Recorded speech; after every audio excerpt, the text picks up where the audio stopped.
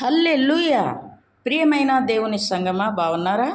మీ క్షేమాన్ని కోరే ప్రభువును స్తుతించండి, మహిమపరచండి, ఘనపరచండి. ఆయురారోగ్యము ఆశీర్వాదంతో ఉండండి. దేవుడు మిమ్మలను దీవించునుగాక. ఆమేన్. ఆ కాలమున శిష్యులు యేసునొద్దకు వచ్చి, పరలోక రాజ్యంలో ఎవడు గొప్పవాడని అడగగా, ఆయన ఒక చిన్న బిడ్డను తన వద్దకు పిలిచి వారి మధ్యను నిలవబెట్టి ఇట్లనెను, మీరు మార్పు నొంది బిడ్డల వంటి వారైతేనే గాని పరలోక రాజ్యంలో ప్రవేశింపరని మీతో నిశ్చయముగా చెప్పుచున్నాను అన్నాడు.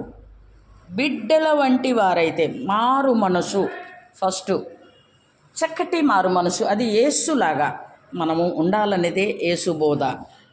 కాబట్టి రోమా చక్రవర్తి రాజ్యంలో నలిగిపోతున్న యూదులు యెహోవా దేవుడు చేసిన వాగ్దానమును వారు విశ్వసిస్తారు. యేసు ప్రభు దేవుని కుమారుడని కూడా విశ్వసిస్తారు. యేసుక్రీస్తు రోమా సామ్రాజ్యాన్ని నాశనం చేసి తన సామ్రాజ్యాన్ని నిర్మిస్తాడు అని భావిస్తారు శిష్యులు. ఈ ప్రపంచంలో వారు చూసిన అధికారాలు, అంతస్తుల వలె పరలోకంలో కూడా అవే తేడాలు ఉంటాయని, ఈ బంగళాలు, ఆస్తి పాస్తులు, పేరు ప్రతిష్టలు అక్కడ కూడా ఉంటాయని వారి ఉద్దేశం. కాబట్టి దేవుని దగ్గరికి వచ్చి పరలోక రాజ్యంలో ఎవడు గొప్పవాడు, ఎవడు చిన్నవాడు అని అడగటం మొదలుపెట్టారు. కాబట్టి యేసు ప్రభు చక్కటి సమాధానమును ఇచ్చారు. చిన్న బిడ్డల వంటి వారైతేనే పరలోక రాజ్యంలో ప్రవేశం ఉంటుంది అని చెప్పారు. అయితే ఇక్కడ ఇంకొక మాటను మేము ముందు ఉంచాలని ఆశిస్తున్నాను. ప్రభు చక్కటి సమాధానం ఇవ్వటాన్ని చూస్తున్నాము. ఆయన చక్కటి సమాధానము ఇస్తున్నట్టుగా ఇక్కడ మనము వినగలుగుతున్నాం, చూడగలుగుతున్నాం, చదవగలుగుతున్నాం. బాలుడు వలె రూపొందిన వారే, చిన్నపిల్లల వలె రూపొందిన వారే పరలోక రాజ్యానికి గొప్పవాడు అని పలుకుతున్నాడు. చిన్నపిల్లలు మనస్తత్వం మనకు ఉండాలని, చిన్నపిల్లల వలె మనం ఉండాలని అనంటే మనలో కఠినత, పాపపు స్వభావాలు, చెడ్డ అలవాట్లు, అసూయ, కోపము, ద్వేషము, ఈర్ష్య ఇలాంటిది ఏమీ ఉండకూడదు అని మన ప్రభు చిన్న పిల్లలను దగ్గర తీసుకొని ఆ చిన్న బిడ్డని వలె మీ మనసు కూడా ఉండాలి. చిన్నపిల్లలు అన్నీ నమ్మేస్తారు. కాబట్టి అటువంటిది నమ్మేస్తారని అంటే దేవుని దగ్గర రా అంటే వస్తారు, పాపం చేయవద్దంటే చేయరు, నువ్వు ఏదైనా పొరపాటు చేయవద్దంటే వారు చేయరు.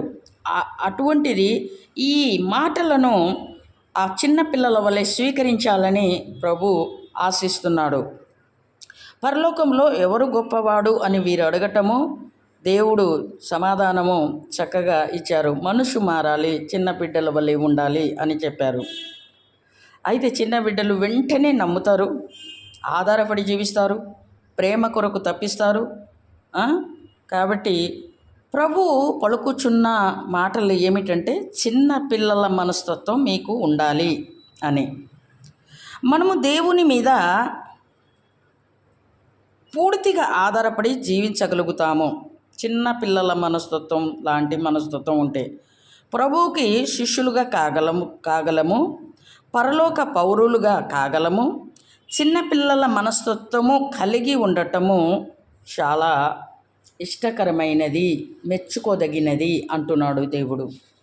మరి చిన్న పిల్లల మనస్తత్వము దేవుని దగ్గరికి నడిపిస్తుంది. దేవుని మాటల్ని స్వీకరిస్తారు, లోబడతారు, జీవిస్తారు, పర సంబంధమైన మరి ఈవులను అందుకుంటారు భూమి మీద. అలాగే ధైర్యంగా జీవిస్తారు, అలాగే ఆయురారోగ్యంతో జీవిస్తారు. ప్రభు మీద ఆధారపడిన వారు ఎన్ని సమస్యలు వచ్చినా దిగులు చెందటము కానీ, జడియటము కానీ, భయపడటము కానీ ఉండదు. కాబట్టి మనం కూడా ఆ మాటలను స్వీకరించినప్పుడు మనం మనసు ఫస్ట్ మారాలని, మనం చేంజ్ అవ్వాలని, మనలో కపటము, కోపము, ద్వేషము, ఈర్ష్య ఇవన్నీ మనము వదిలేయాలని, విడిచిపెట్టాలని, పర సంబంధులకు కావలసిన ఏమిటో పరిశుద్ధ గ్రంథాన్ని పఠించి నేర్చుకోవాలని, ఏది వదలాలో వదిలేయాలి, ఏది పట్టుకోవాలి. ఎవరిని సంతోషపెట్టాలి అంటే ప్రభువుని సంతోషపెట్టి పరసంబంధులుగా పరలోక రాజ్యములో ప్రవేశము పొందేటట్టుగా మనం జీవించాలని ప్రభు ఆశిస్తున్నాడు. కాబట్టి ఆయన మాటకు శిరస్సు వహిద్దాం, ప్రభును సంతోషపరచుదాం. దేవుడు మిమ్మలను దీవించునుగాక. ఆమెన్.